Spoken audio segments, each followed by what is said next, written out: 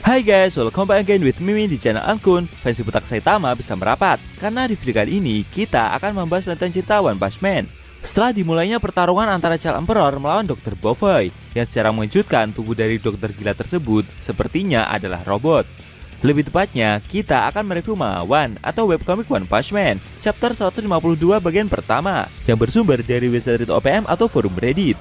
Buat kalian yang belum lihat review chapter sebelumnya bisa keliling di deskripsi.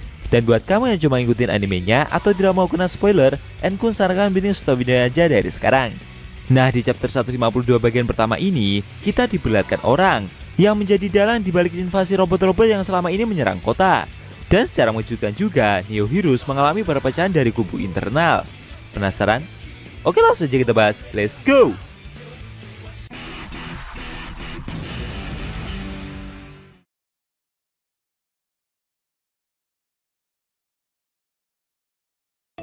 Di awal scene, kita diperlihatkan Mr. McCoy yang diinterogasi oleh Mr. Fuzzy, dan Ryumon di dalam ruangan markas Neo Heroes. Bertanya, mengapa dia tidak menjelaskan saja semua yang direncanakan oleh Asosiasi Pahlawan. Sambil berkeringat ketakutan, Mr. McCoy menjawab jika dia tidak tahu apa-apa. Dia hanya berpikir kalau saat ini adalah momen yang tepat untuk memanfaatkan metal bat daripada terus mengikatnya. Sambil mencoba mengompori, berkomentar jika orang satu ini telah mengesampingkan keputusan Tuan Fuzzy dan berusaha untuk membebaskan tawanan itu. Menurutnya ini adalah masalah. Meskipun orang ini bilang tidak tahu apa-apa, tapi Mr. McCoy sudah tidak bisa dipercayai lagi. Dia pun bertanya kepada bosnya itu, haruskah dia menggunakan kekuatan Neo Leader-nya untuk menyelesaikan ini semua? Tuan Fuzzy sependapat dengan hal itu. Menurutnya tidak ada modifikasi juga di dalam tubuh Mr. McCoy. Tidak ada pakaian perang, dan itu membuatnya jadi ragu melihat loyalitas yang tidak jelas dari orang tersebut. Mungkin McCoy kurang disiplin, dan mungkin mereka harus mendidiknya. Mendengar hal itu, tidak mengira jika tuannya tersebut masih ingin membiarkan mata-mata satu ini hidup. Dia berpendapat, mungkin tidak apa-apa juga untuk menyingkirkan semua orang yang berhubungan dengan Asosiasi Pahlawan sejak mereka sudah menjalankan rencana yang dibuat. Untungnya, sudah meminta konfirmasi, dan setelah ini dia akan menyiksa mata-mata ini tanpa ampun. Tuan Fuzzy menambahkan jika tidak masalah juga kalau McCoy mati selama proses interogasi, tapi dia juga berencana untuk menggunakan mayatnya untuk terakhir kalinya. Selain itu, orang ini memiliki hubungan yang baik dengan Asosiasi Pahlawan, jadi mungkin dia akan berguna untuk memancing para eksekutif asosiasi yang tersisa. Tuan Fuzzy merasa kalau Mr. McCoy akan tetap bekerja untuk Asosiasi Pahlawan yang sebelumnya dia hianati. Dan dia pun sudah benar untuk tidak memberitahunya detail rencana mereka ini. Karena jika mereka lengah, maka serangan besar-besaran ini pun mungkin akan terganggu juga. Melihat kondisinya makin terpojok, membuat Mr. McCoy jadi makin berkeringat ketakutan. Memberitahu jika dia sempat mengamati situasi di luar. Para pahlawan dari asosiasi tidak dapat berbuat apa-apa dan berada dalam keadaan yang putus asa, serta ini menghasilkan kerusakan yang besar. Ryuma yang mendengar semua pembicaraan itu jadi bingung sendiri. Dia tidak paham dengan rencana atau serangan besar-besaran yang kedua rekannya itu bicarakan. Dia pun jadi bertanya, mungkinkah yang mengerahkan robot-robot itu adalah pihak Neo juga? Ryumon meminta Tuan Fuzzy untuk menjelaskan apa yang terjadi. Kenapa dia cuma memberitahu saja soal urusan ini?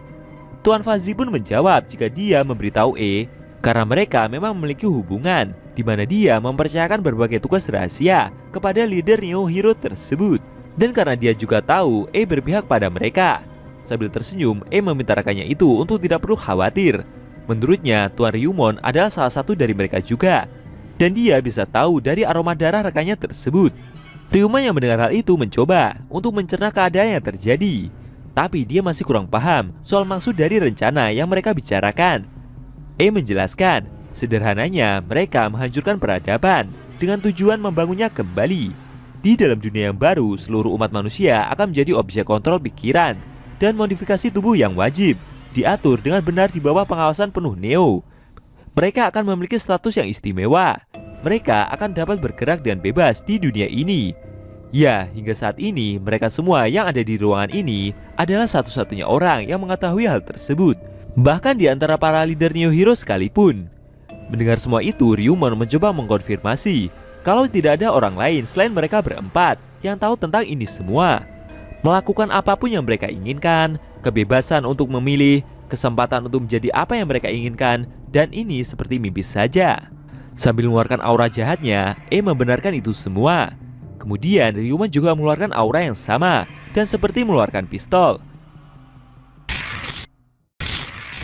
Tapi secara mengejutkan, leader Neo Heroes itu menodongkan pistolnya ke kepala Tuan Fuzzy sambil berkata jika dia akan memilih untuk menjadi pahlawan sejati dan meminta mereka berdua para penjahat untuk bersiap.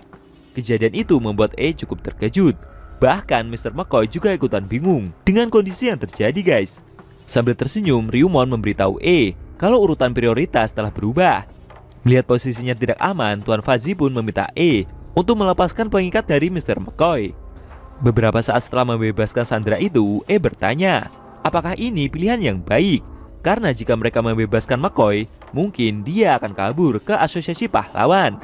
Sambil terus menodongkan pistol ke arah kepala Tuan Fuzzy, Ryumon menyuruh Mr. McCoy untuk lari secepatnya. Tapi Tuan Fuzzy memberitahu jika tidak ada tempat untuk lari buat mereka semua. Lalu secara tak terduga, pemimpin Neo tersebut menyerang Ryumon dengan gerakan berputar cepatnya. Sambil berkata jika dia lebih menginginkan orang satu ini. Dia ingin menyelidiki perubahan yang terjadi pada pemimpin geng tersebut. Sambil menghindari serangan itu, Ryumon cukup terkejut dengan apa yang terjadi. Apa-apaan orang ini? Ternyata tubuh Tuan Fuzzy telah dimodifikasi menjadi cyborg juga guys. Tapi menyadari orang ini berbahaya, dengan cepat Ryumon pun segera menghancurkan kaki kanan Tuan Fuzzy dengan menembakinya agar dia tidak banyak bergerak. Ryumon kembali meneriaki Mr. McCoy untuk segera pergi dari sini. Sontak saja Mr. McCoy pun berlari keluar dari ruangan tersebut. Memuji keakuratan tembakan yang pemimpin geng itu lakukan. Tapi Ryumon ganti menodongkan pistolnya ke arah leader Neo tersebut dan meminta untuk jangan bergerak juga. Memuji keterampilan Ryumon dalam menembak yang sangat akurat. Tapi dia juga meminta bos preman itu untuk jangan berpikir dengan hal tersebut akan berpengaruh padanya juga. Pun menanyai Tuan Fuzzy apa yang harus dia lakukan dengan kondisi seperti ini. Menurutnya dia akan bisa menangkap pria satu ini, tapi harus dengan biaya tambahan. Tuan Fuzzy menjawab kalau dia akan membayar mantan pembunuh tersebut 2 kali lipat dari biaya kontrak mereka. Setuju dengan semua itu, sambil mengeluarkan aura membunuhnya, merasa jika dia akan bisa menghabiskan seluruh hidupnya untuk membunuh, dan ini sungguh terasa menyenangkan. Meskipun masih belum jelas juga apakah uang kertas akan bernilai di dunia baru nanti. Tapi sebelum mereka bertarung, dia ingin menanyakan sesuatu kepada mantan rekannya itu. Apa yang menyebabkan pemimpin geng tersebut jadi berubah pikiran? Sambil tersenyum, Ryumon menjawab kalau dia selalu konsisten dalam bertindak. Itulah sebabnya mereka geng Ryumon memulai lembaran baru dan bergabung dengan Neo Heroes. Yang mendengar ungkapan tersebut tidak menyangka jika sejak awal bos geng ini benar-benar ingin melakukan aksi kepahlawanan. Menurutnya Ryumon tidak tahu malu karena preman busuk yang menyebabkan banyak masalah bagi dunia sekarang malah berpikir untuk membuka lembaran baru untuk memainkan peran sebagai pahlawan. Berkomentar jika mimpi geng tersebut terlalu berlebihan. Paling tidak, apa yang seharusnya mereka lihat adalah mimpi buruk aneh dari orang-orang yang telah mereka bunuh di masa lalu, berdiri di samping tempat tidur mereka. Ryumon menjelaskan kalau mereka tidak seperti pembunuh bayaran itu dan tidak pernah menyentuh warga sipil. Pun menyimpulkan jika mantan rekannya itu adalah tipe orang yang merepotkan tanpa rasa bersalah sedikit pun sebagai pelaku. Dia jadi penasaran. Jika mereka berdua sama-sama mengenakan baju tempur Neo, sepertinya sudah jelas juga siapa yang akan lebih diuntungkan. Ryumon berkomentar jika dia memakai kostum Neo itu, pasti dirinya sudah dikendalikan sekarang. Menurutnya pembunuh tersebut jadi lebih bodoh dari yang dia kira. Sambil melepas pakaiannya, Ryumon bercerita jika dia mengagumi mereka sejak kecil. Sang penyelamat dari buku gambar, tokoh protagonis dari manga, petugas polisi dari drama, pemimpin kedamaian dari buku-buku teks, orang-orang yang bekerja keras di masyarakat. Dan sekarang dia sudah lama meninggalkan baju tempurnya. Ketika dia berada di luar sana, Ryumon jadi mengerti. Dia mengerti perasaan mereka yang dengan keras kepalanya menolak memakai baju tempur Neo. Orang itu juga mengatakan bahwa jika mereka mengandalkan sesuatu yang artifisial seperti ini, tubuh mereka akan menjadi lemah. Sambil menunjukkan tubuh berotot kekar dan dipenuhi dengan tato naga aneh tersebut, Ryumon menambahkan, dengan mengikuti pahlawan teladan yang bertindak berdasarkan insting dan sangat dia hormati yaitu Metal Bat, dia juga akan berjuang sekuat tenaga dengan mengandalkan tubuhnya sendiri. Yang melihat wajah dari tato aneh itu bertanya, apakah itu adalah kelinci? Tapi Ryumon memberitahu jika ini adalah naga. Wajahnya didesain oleh anak-anak dari sebuah taman di lingkungan kantor, dan menurutnya ini begitu keren.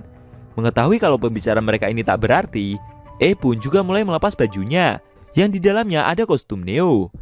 Menurutnya, semua yang bos preman itu ungkapkan begitu sampah, termasuk pilihan yang mereka jalani. Sebelum bersiap untuk bertarung, memilih akan mematikan fungsi dari baju tempurnya ini. Menurutnya, bos geng itu pasti belum pernah menghadapi pembunuh sungguhan seperti dirinya ini.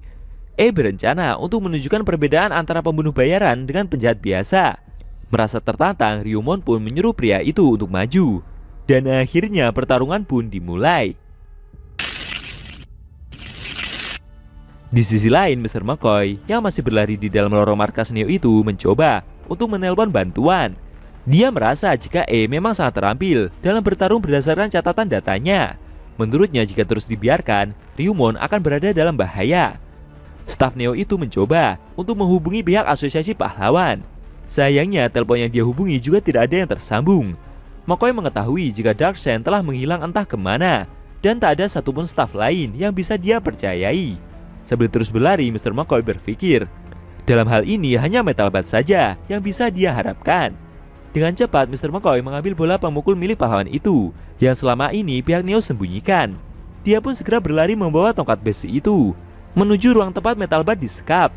Dia berharap agar Metal Bat setelah ini segera keluar dan membuat kekacauan di dalam markas Neo. Menurutnya dengan semua yang terjadi, para pahlawan Neo benar-benar korup. Dan pemimpin mereka yaitu Tuan Fuzzy membuatnya bertanya-tanya juga, apakah dia adalah seorang manusia atau bukan. Dengan kondisi yang semakin panik, McCoy meyakini jika orang itu bahkan sepertinya juga bukan manusia. Staf itu merasa jika saat ini dia sangat membutuhkan kekuatan tempur dalam keadilan yang sebenarnya. Ketika sampai di depan pintu sel, McCoy berencana memberikan tongkat besi itu melalui slot transfer di pintu. Namun tiba-tiba tongkat pemukul tersebut malah diambil oleh dua leader gagal, yaitu Mars Leo dan Koko. Ternyata pihak keamanan Neo yaitu Eriminda Destro sudah bergerak dan mengantisipasi kondisi yang terjadi. Apa yang akan terjadi setelah ini? Apakah Mr. McCoy akan dapat keluar dari kondisi genting tersebut dan mampu mengeluarkan Metal Bat dari dalam selnya? Sayangnya scene cerita Manga One chapter 152 bagian pertama telah berakhir.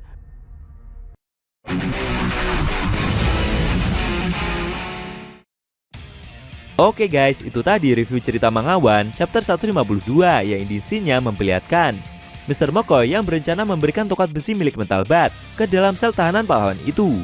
Namun sayangnya tongkat tersebut malah direbut oleh pihak Neo. Bagaimana menurut kamu? Jangan lupa tinggalkan komentar kalian ya. Kalau mau nonton review sebelum atau selanjutnya bisa klik link di deskripsi. Linknya ada Mimin taruh di sana kok. Buat kalian yang nonton review Manga One Punch Man secara maraton, baik itu versi Manga One atau Yusuke Murata, linknya ada di deskripsi juga guys. Oke, tekan like kalau suka sama video ini dan dislike kalau nggak suka. Jika ada kata-kata dari Enko kurang pas, Enko mohon maaf dan sampai bertemu di video review Manga One selanjutnya.